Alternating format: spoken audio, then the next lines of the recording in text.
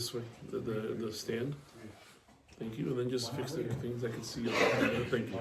Very good. Press record. It's recording? Amazing. Tomorrow should be better for you. All right, Rabotai, we're going to begin.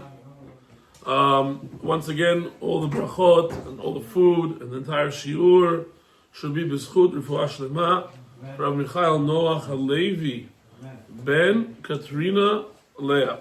Lirefuah Shelema, Harav Mamash. Klal Yisrael needs him. We all need him. We're davening for him. Rabotai, today's shiur, the Derush Yud Aleph, the 11th Derush on Parshat Yitro. Now, I tried to, first of all, find something that would connect with Tu B'Shvat. And I think this is appropriate because, according to the Mekubalim, Tu B'Shvat, the entire concept of Tu B'Shvat, is to be fixing that which we have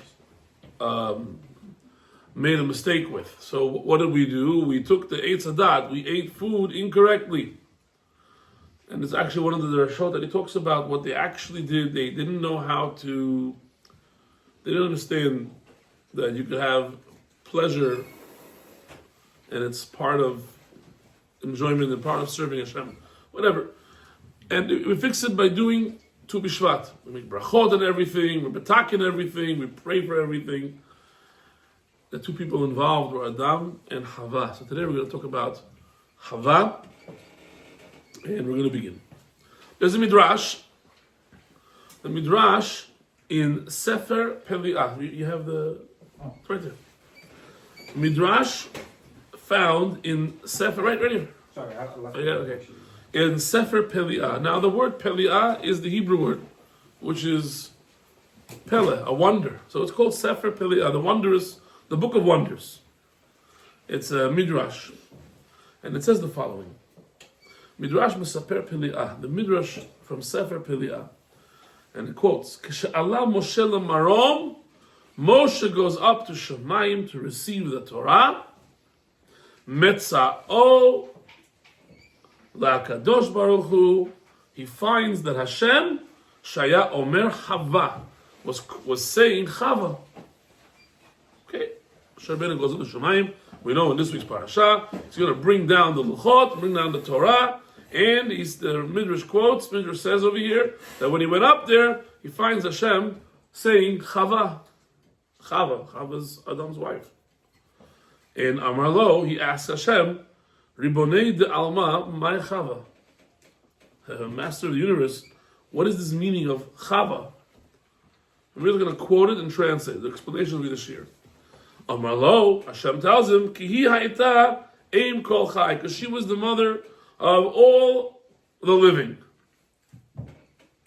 Ooh, the word living in Hebrew is Hayim. What's the female version of Hayim? Haya.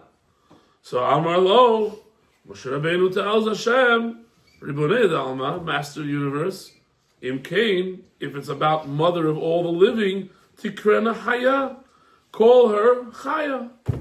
Chaya comes from the word Hayim. It's the feminine version of Hayim. Amar Lo, Hashem answers to Moshe Rabbeinu, you should know the reason why we call her Chava is because if you do the gematria of Mispar Katan, which means you drop all zeros when you do the calculation, Aim Kol Chai, mother of all living, is the same as the name Chava. So we're not going to put Haya, we're going to put Chava. Why? There's because we want it to be the Mispar Katan. If you do the gematria, Mispar Katan, Aim Kol Chai, mother of all living, it comes out to be Chava. Now, these are very wondrous, and that's what he says in the next paragraph. And this is wondrous, and it's in the name of like the book itself, the Sefer Peli'ah. It's a wonder. I don't understand. Why is Hashem needing to say Chava when He's giving us the Torah? Who's He calling out to? Chava. That's what you're saying when you're giving us the Torah? So that's the first question on the Midrash. Why are you even saying Chava? You're giving us the Torah, Chava. What do you say Chava for? That's one. The Matzorich LaKadosh Baruch Hu Lomer Chava K'She'ala Moshe L'Maron L'Kabel Torah. Why is he even saying it? What's so significant? Question number 2. Umahu Zeh She'Sha'al Lo Mai Chava.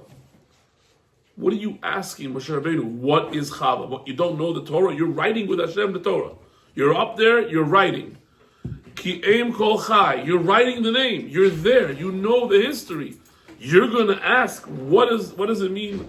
What's Chava? You don't know what Chava is? The Ein Lomar Shezeh Shesha'al Lo Moshe Haya Be'ed K'tivat Torah. And don't say Moshe asked this when they were writing the Torah b'Sefer Bereshit K'shiyah Lichtov Chava, when he was writing the Sefer Bereshit part with Hashem. Because if that's the case, then Lo Haya Lo L'Hakshot Ela Kushya Achrona. You should have only asked the latter question. Im Kein Tikrena Haya. Just call her Haya. Why are you asking as if it's a Hidush? What's Chava?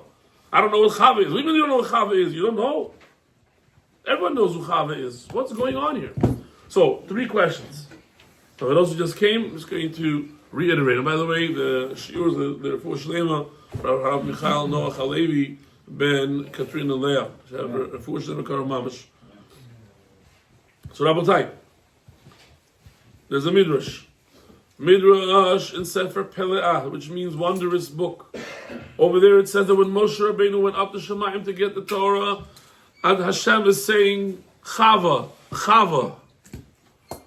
Zera Shimshon says, first of all, why even say Chava? And then it reports that Moshe Rabbeinu says, what's Chava? Well, you don't know what Chava is? You know who Chava is. And then Moshe Rabbeinu says, if you're going to say, Ein Kol Chai, mother of all living, call her Chaya. Why'd you call her Chava? Call her Chaya. So those are the 3 questions. Okay?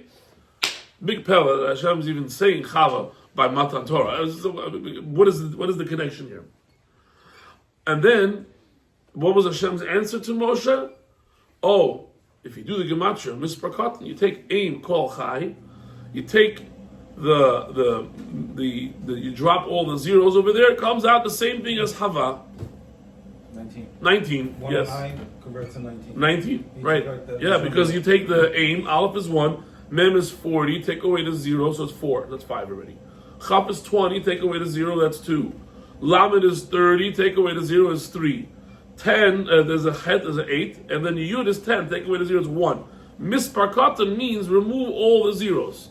So Chava is the same gematria as Ein Kol Chai. That's Hashem's teretz to Moshe. You know why I called her Chava? Ein Kol Chai. But it doesn't answer anything. Why are you even saying Chava when you're giving the Torah? And Moshe Rabbeinu, what, you don't know her name? Did you ask Moshe? You asked Hashem, what is Chava? And Hashem says Ein Kol Chai. Okay, call her Chaya. Oh, Mispar Katan. It's a cryptic, wondrous, non-understanding unless we learn the Zera Shimshon properly. The Yuvan. So he brings a Midrash Rabbah and he tells us, listen, there's a pasuk that says, Ko Tomar Lebet Yaakov. Hashem says to Moshe, so shall you say to the house of Jacob. The Midrash Rabbah tells us, Eilu Hanashim. When we say Bet Yaakov, Beis Yaakov. What's Bet Yaakov? The women. Oh. So first Hashem tells Moshe, teach the Torah to the women. Come to them, give them the Torah first. So he asks, V'lama lanashim tchila? Why should the Torah be offered to the women first? And the Gemara and the Midrash says simply, Kedei sheyu megadelot b'nehem laTorah, so that they're going to raise their children, they're going to prepare those kids to study Torah. Meaning, the women have a very essential role. The women have a very essential role. They're going to nurture the children so that children are being able to be taught Torah. That means from the moment, not even from the moment, but before. They asked Rabbi Wolbe, they asked him that question. The guy is 6 months in, he has his kid, and he tells him, when should I start teaching him? And the guy says, you're not only 6 months late, you're 15 months late, because 9 months of pregnancy. That's when you should start. Meaning it's from the get-go, the woman, they're always involved in making sure things are, a guy will just say it's okay, he's going to get out of it, he'll grow. It's okay, he's almost there. And the women, they're going to say, what do you mean, what kind of bracha is that? What kind of mitzvah would you do? Go back, do it again. They're so concerned because they truly could do what it takes us a year to teach. They could do it in one day. Them taking out their tehillim and reading it in tears and looking at it, the kid looks at that and says, hey, free time, she's busy davening. Look how heartsick, look how it's so in-depth, she's so into it. It comes out learning so much that when there's this kid's time to go learn in yeshiva, he knows what's serious, he knows what it's all about, he's ready for this. Who nurtured this kid? It's the women. So Hashem tells Moshe, first offer the Torah to them. And now look what happens. Ukeshe'ala Moshe l'marom. When Moshe goes up to Shemayim to get the Torah to give it, Matzah Shakadosh Baruch Hu Omer Chava.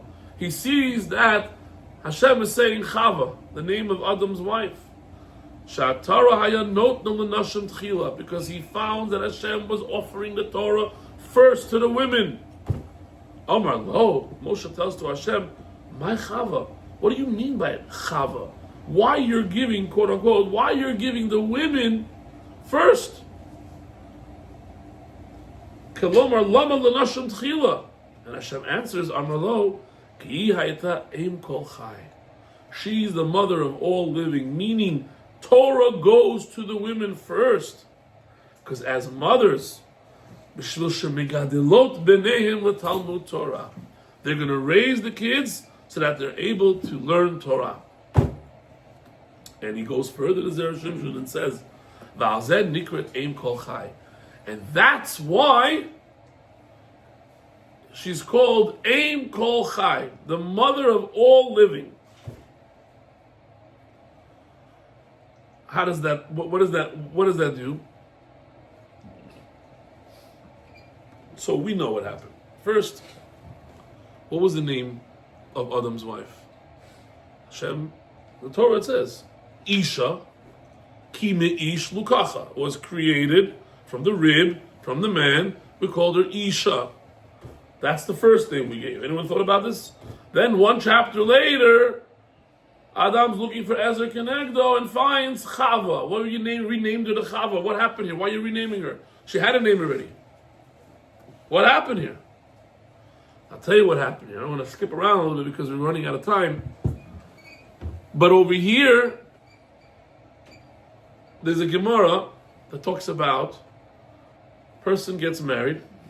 Let's say I married a rich girl and she had a certain lifestyle there.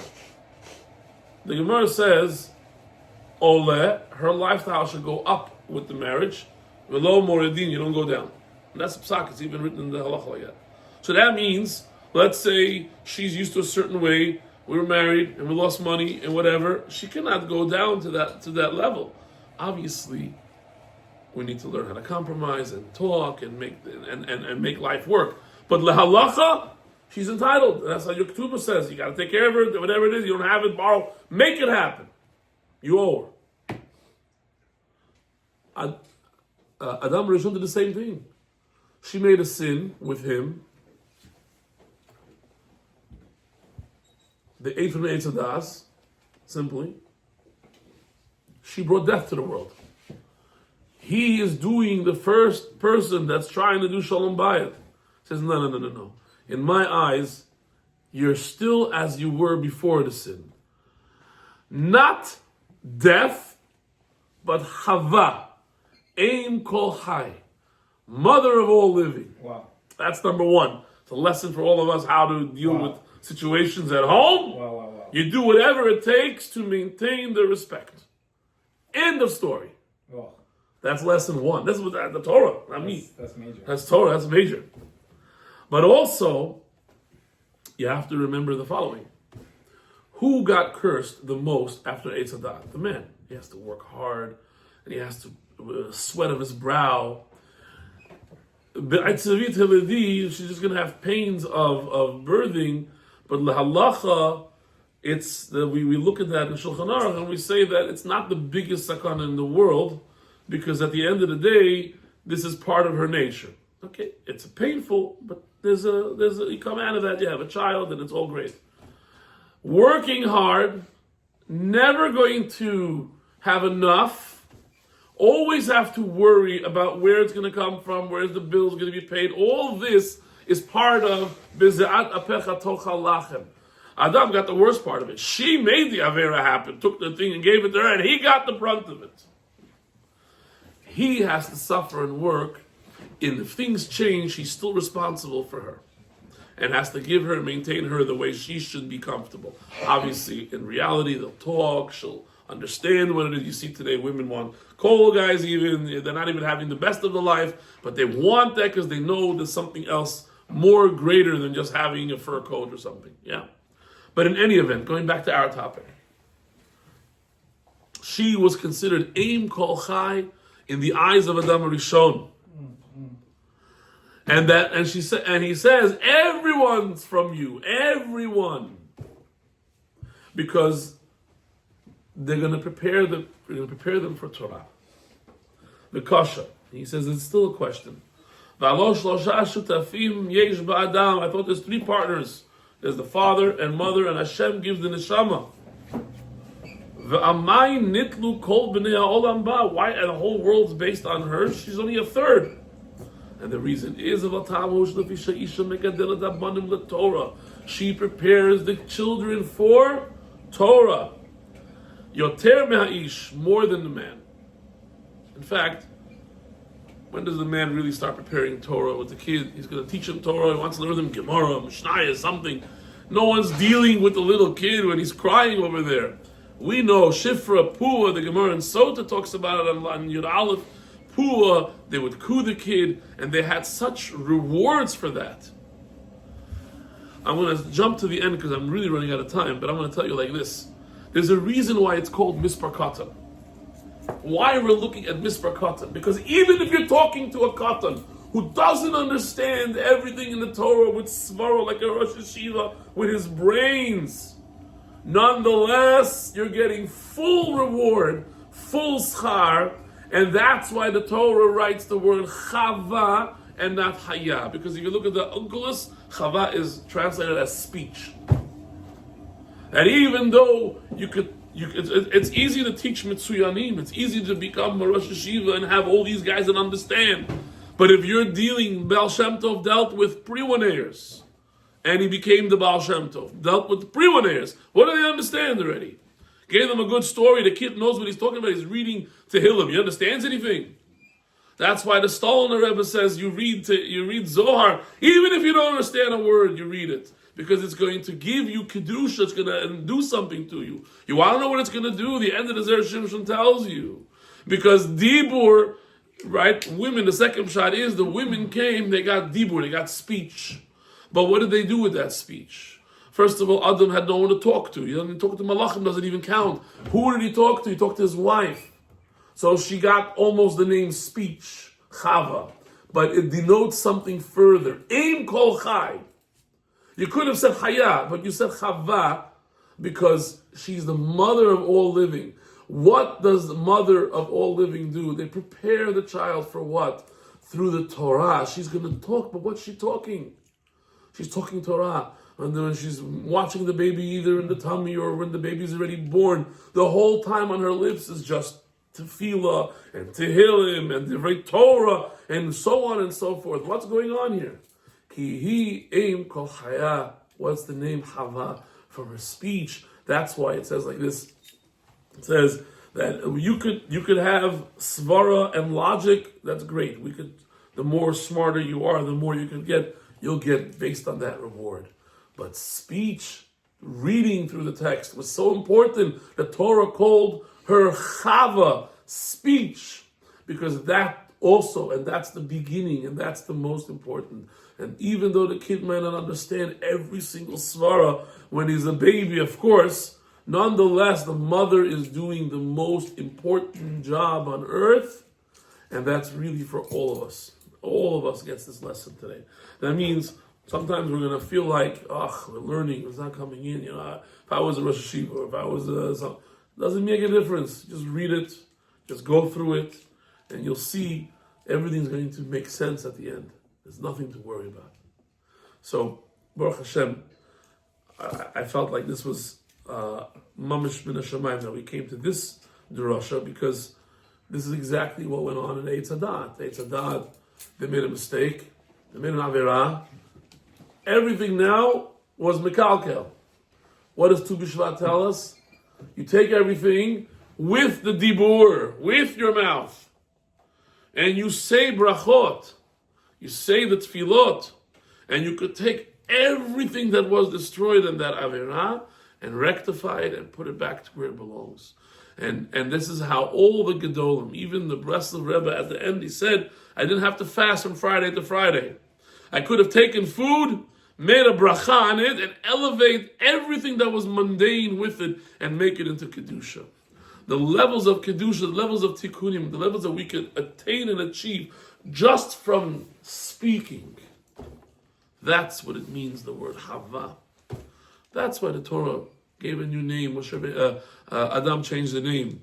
He didn't want that people should speak about her and say, oh, that's the one that brought death. Just the opposite.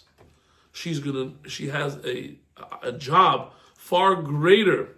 This is why she is, like Gemara Kiddushin talks about, she doesn't have to attain, she doesn't have to achieve, she could just do certain mitzvot, like raising kids, more than any of us could do in learning. And we also learn from here that even though talking, dibur, even though learning is great, but it's all for the purpose of what? Performing the actual mitzvah. And the women of our generation, what is the mitzvah that they're doing? They're preparing the kids for future learning Torah so that they can do mitzvot too. So their job is 10 times more than anything that goes on in the Bet Midrash. So I wish everyone a happy Tu B'Shvat, and not to forget to make all those berachot, and to remember that dibur is so important, and that's just one part, just dibur. Imagine, by the way, that means that when the mommy is carrying the baby, anything that they hear, anything that they see, the dibur, everything makes an effect. That's why you have to have only good things going on, saying good things, reading good things, seeing good things, davening good things, and only with that we'll see Mashiach. We have a minion? Mm-hmm.